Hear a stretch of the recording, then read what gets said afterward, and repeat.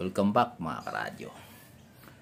Pasensya na kayo na ngayon lang ako nakapag-reply doon sa mga nag-request sa akin tungkol dito sa ating Motorola X8.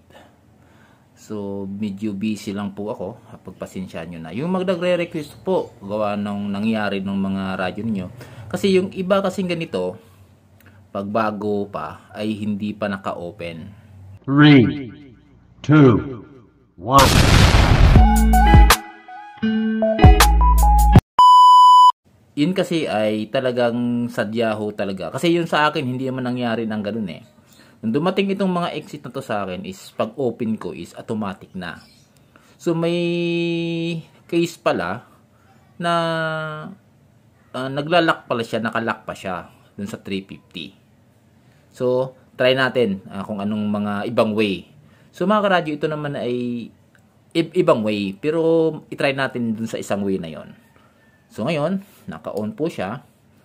So yan ay ayan, ano pa siya, naka-sintam mushi ano po. Yun, at para makita ninyo ayan. So papatayin ho natin. Yung mga pag nadi-disable po kasi, yung sinasabi nyo sa akin na disable po, na pag-transmit nyo na kay disable, itinuro ko sa inyo na itong function at saka itong 5 ay ayaw gumana. So ito lang gagawin ho ninyo. Naka-off. Itong dalawang button nito, tsaka piti tatlo.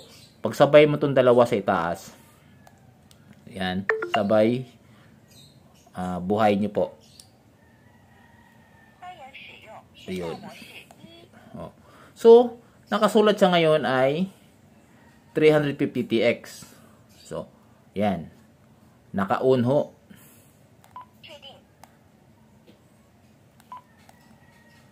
Yun. Tingnan nyo po ha. Off po natin.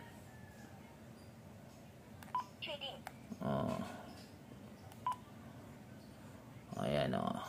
So, sundan nyo lang po. Ayan, kagaya nyan o. 350TX, lock, FT lock, frequency lock ko kasi yan. Tingnan natin yung frequency lock ha. Kung anong naangan dito.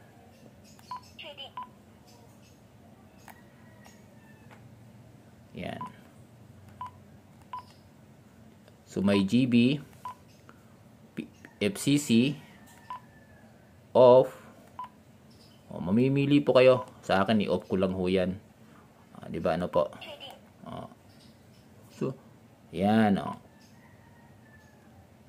200TX naka-off. 500TX naka-off. 315 naka-off. Receipt, ayan, ang BE po receipt, channel, NOAA, ayan, EM. So, nandito rin siya sa loob. Ano po? O, ayan, nakikita po ninyo. Ayan o. So, nandito po siya sa loob. Ang kaya lang, hindi siya lalabas doon pag hindi mo siya pinindot itong dalawang ito. Bumalik siya sa dati. Ayan o. O, so, napag-transmit na siya. Kasi naka-off na ko siya yung 350. Kaya naka-on kasi yung 350 noon, kaya hindi kayo makapag-transmit dahil naka-disable. So, tayo is nasa 145 o 140 MHz. Saka yung ating UHF is 400 MHz, diba? Ano po? So, ito ay, kagaya nito siyang frequency na to. Yung aking frequency is 145, 900. So, this is 145, hindi siya makapag-transmit sa 350. Kaya nagdi-disable po siya. Ano po? Ayun. Yun lang po yung nasa likod. Kasi kung hindi nyo makita sa mga minong ganito, i-diretso na po ng ganito.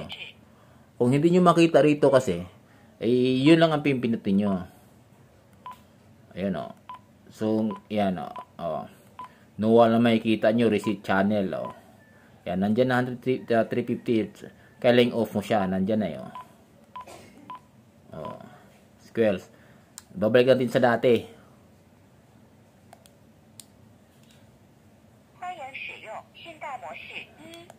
Yan.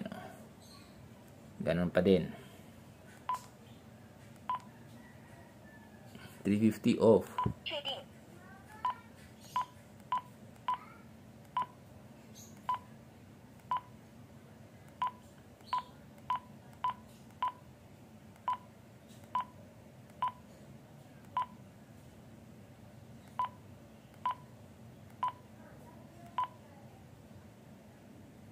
QRD. Yan, yung voice niya. Naka-Chinese eh. Ilagay natin sa English. So, wala na siya nagsasalita. Inoff ko na. Ayan o. Frequency. So, yung kanina na pinindot natin is wala ho talaga ho doon pag unang bukas mo ninyo. Kaya yun lang ang pipindutin mo yung nasa gilid na ho yan. O, kompleto na ho siya. Ayan. Ito lang yung bubuhayin mo. Ito, saka ito. Pagsabay niya. Puro pintura yung aking kamay. Paano po? Iksi tayo. So, ngayon, nandyan na po is, nakasulat is memory ho yan. Memory channel.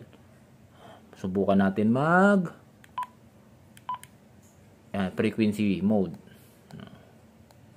So, naka-duplex ho yan. Yan. O, di ba?